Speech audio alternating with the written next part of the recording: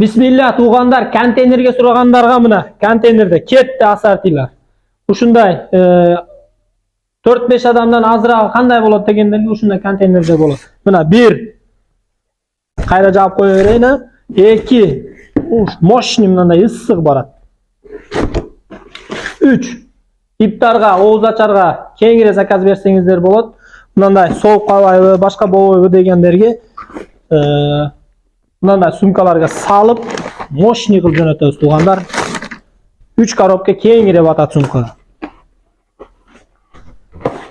Лайкты басып, кеңири заказ кыла бересиздер.